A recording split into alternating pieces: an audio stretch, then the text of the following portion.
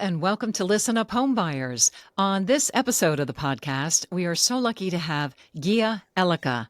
Gea is a longtime friend. He is the owner and broker of Elika Real Estate in New York City. Gea is a former director of the National Association of Exclusive Buyer Agents and a longtime advocate for home buyers in New York City. Okay, I've talked enough. All right, Gea, hi, how are you? Hi, Victoria. It's great to be back with you. It's so good to see you again. You know, so much has been changing and happening since we last spoke. Tell me about what's going on in New York City as it relates to home buyers. It's an interesting market. There's a lot of cross signals going on, whether it's foreign investors, local end users. A lot of it is headline driven or needs based driven. So at the moment, what we're seeing mostly is people upgrading at the top end of the market. So if you're a luxury buyer, 5 million and above, you're taking advantage of the current marketplace because there is stock. At the primary end user home buyer market, the inventory is limited and so are the discounts. And affordability is kind of shot at the primary because of the interest rates and because of the overall economy and the tariff news and everything that's going on around us.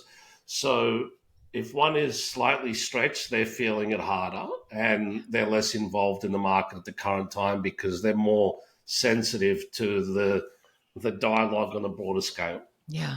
Yeah. Wow. You know, it's different there, but it's like a song that is very similar to where I am. It's very difficult for first time home buyers to buy anything here in the Washington, D.C. area. Very challenging. Where do you see any changes coming in the near future? We try to service the entire home buyer market, Sure.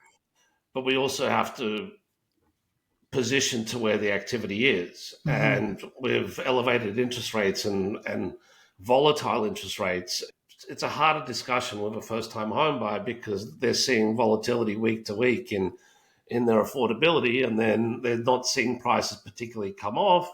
And then when they enter in an open house in Brooklyn, let's say, they'll encounter 6 or 7 other buyers, and they're swimming against the tide. Yeah. Let's say that the home buyers right now are sensitive Yeah. and they're being patient because they also don't know the future of the economy, given the dialogue that's out there as far as the tariffs and everything else that's happening with the economy and whether their jobs are safe, whether we're heading into recession or not, I know. stagflation.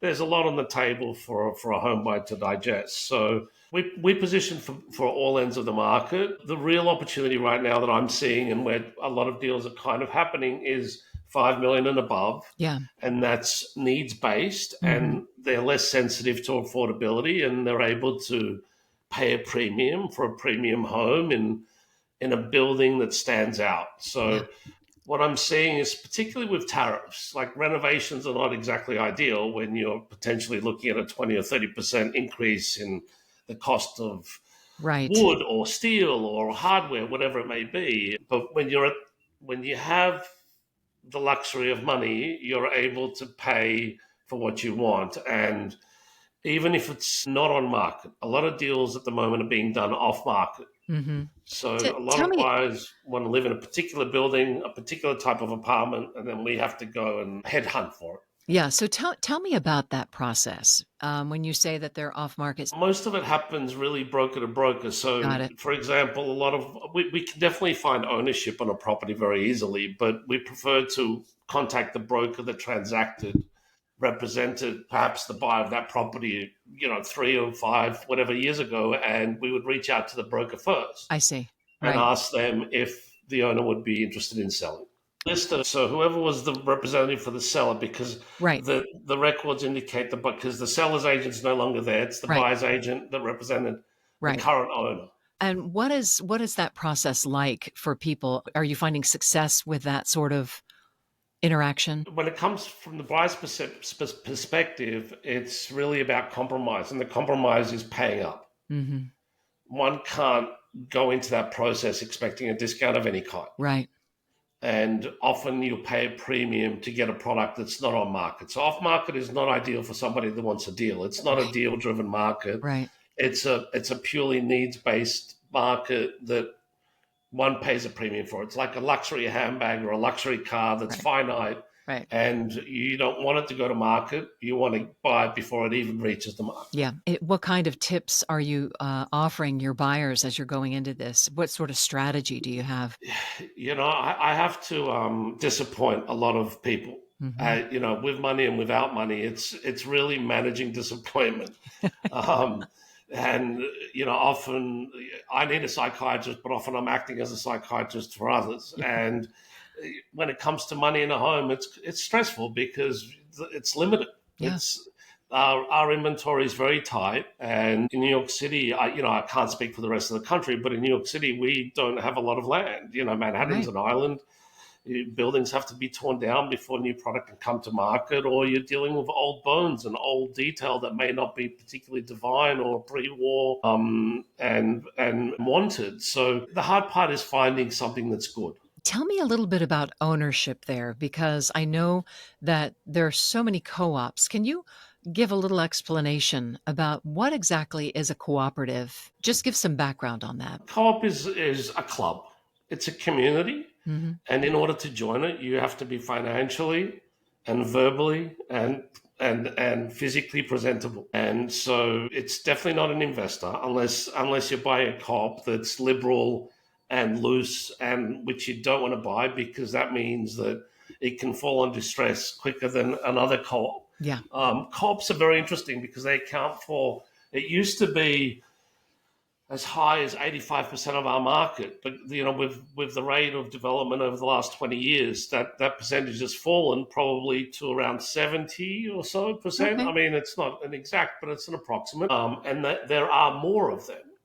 And then there's certain things like if you want, if you're at the top end of the market and you want to live on Park Avenue, well, there's not a lot of condos on Park Avenue, so you have to go co-op. Hmm. If you want to live on the Upper West Side by the park, you may have more options with a co-op than you would a condo. If you want a fireplace, well, good luck getting it in a new development. Very rarely do they build fireplaces these days. So pre-war co-op is probably what you're going to go after. Right. But be ready.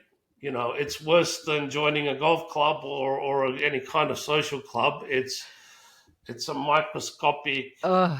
operation into your financials, and we have to present one basically selling them to the co-op board. So once they reach the state, first of all, they have to be accepted to be interviewed. That's the first step. Tell me about that first step. How do you get accepted in a co op? Well, first of all, you've got to be accepted by us being your broker because we want to make sure that you're not wasting your time. Right. I find that time is the most valuable thing in our lives. Yeah. And the clock's ticking and no one has the time to waste. So we like to prepare our buyers ahead of time. And we do so by what's called the revenue financial statement. And we brought the first to market revenue financial statement calculator, which just makes it easier to complete. Right. And it punches out a PDF and edits can be made along the way. But the first step of once you've secured your broker, hopefully it's us, and if you're not, you're working with somebody else, but you want to have a revenue financial statement done ahead of time. What that is that's assets and liabilities, Got it. dollar for dollar, cent for cent, backed up with statements for all. With totals, has to be updated. So if you're shopping for a co-op and you're two years down the pike, then you've got to make sure that your statements are no further out than 6 months back, ideally the last month's statement. We start off with doing the revenue financial statement, asking about the qualifications of the person. You have to be transparent. There's no smoking mirrors with a co-op transaction. Yeah. So if you don't I have a lot, for example, I just did a condo deal where the buyer didn't want to disclose anything. It's like, I'm so-and-so and so-and-so. I don't want anybody to know anything. Yep. And in that case of scenario, you have no option. There's no way your co-op's a good fit for you. Right. Right. So one has to be open to scrutiny and presenting as much information as possible. So profile matters. You have to have reference letters. You could have all the money in the world, but you don't have a reference letter. No. I mean, there's people like, Roman Abramovich, the Russian oligarch that got denied by Fifth Avenue Co-op from the board, and they turned him down, and they don't have to give you an excuse why. Yeah, and This is what I've you're heard. turning down an oligarch that's worth a ridiculous amount of money, and he has no control. And so the people that are on the board have all the control, and you have to be a good citizen that wants to be part of the community. Got it. Okay. There's a silver lining there. And if we just backtrack for a second, so once Yeah. they do the financial statement, you don't want to submit an offer without a financial statement. So when you submit an offer, you submit an offer with a profile, whether it's your employment, any clubs or good deeds that you've done, your financial statement, and sometimes a submit offer form, which is the same thing as a revenue financial statement. So it's all inclusive, and it's really about the buyer's agent representing you in the best light possible. Yeah. And you could be side by side, dollar for dollar with another offer, but your profile's better, Yeah. you get the deal. Wow. So, in these scenarios, what happens with fair housing? That's a great question. Very little. Very little. I Yeah. mean, we have to practice fair housing, right? But Right. co-ops don't. Right. 'Cause there's not there. I've read that there's some sort of bill that may come through that co-ops will have to account for why they did not approve you. Yeah. But who knows when that happens? And until then, they don't have to give you a reason. Once heard that there was a major big time celebrity that was turned down and it caught my attention. I thought, what? Yeah, Madonna's been turned That's down. what I I was mean, thinking of. plenty of people being turned down. It doesn't matter who you are. Well, Right. it does actually. I Right. mean, I've represented government officials that were turned down. I can't mention names or what have you, but very Right. high level government figure, and we couldn't get him into 740 Park Avenue, which is the premier co-op in the city. It's really is a special building, but yeah, there's no guarantee. So Wow. if you need a home by a certain date, not a good idea. Okay. It sounds like If you're willing to wait, be patient, and go through the process, great idea, because you will get something that maybe has a lot of historical value. yeah. You can get a Rosario Candela building, like a pre-war spectacular detail. Yeah. That's you're buying history. You're buying something that will never be replicated. That they can't even afford to build it these days. So you get to buy a special product at a reasonable price, mind you, compared to a condo. Mhm. In a financially usually healthy and stable building. And the silver lining with co-ops is that during the global financial crisis, when, for example, the mortgage notes that were being sold and the banks weren't doing proper screening, and Right. fishermen with no income were getting mortgages for $2 million, all of that, but because co-ops were the saving grace of Yeah. Manhattan. Yeah. And that's why you didn't see Manhattan drop 30-40% like some speculative neighborhoods that did, because you had buyers that didn't have the money, that were over leveraged, and then they got called on, and their notes got called on, and then that was it. Where co-ops actually did their homework Yeah. Yeah. versus a bank that never did their homework. They should have done their homework, because then we wouldn't have been in that place to begin with. I think what's important is the market's moving so fast, and the digital age is upon us, and AI appears to be the bee's knees of everyone's conversation. But I think what's really important is AI hasn't opened doors and walked through doors and seen the sunlight as yet, until a robot replaces us, and 20 years of walking through doors and understanding detail and feeling the Mhm. solidity of a structure or the quality of the detail Right. of the renovation, or understand the desirability of a particular neighborhood versus another, or a particular product type, and so forth. I think buyers should be careful with what they learn and what they decipher and use from AI. We know that Zillow's home buying program was stopped because of its estimate not doing the correct Algorithm. calculations, and they were losing money, so they had to cancel that. So AI is incredibly useful and a great assistant, Mhm. but that doesn't mean that it replaces a professional. Yeah. I agree. I agree. But for example, doing comps can be a very intricate and difficult process, and Yes. especially for co-ops, because that data is not processed like condo data. So Yeah. deeds, they're not deeds. In a co-op, you're a shareholder, so you don't, Right. you don't get a deed, you don't get a title.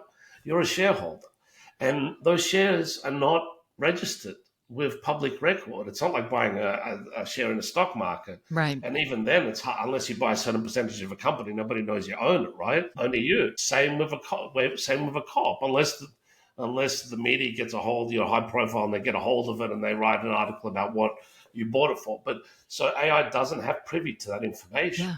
Yeah. So AI can't help you with a co-op, that's for certain. Yeah. can maybe help you with a couple of things. And yes, it does pull AI pulls data ultimately from yours or mine or other people's websites, Hmm. and then that's how it learns. Yeah. So we're educating the AI, Yeah. right? So Yeah.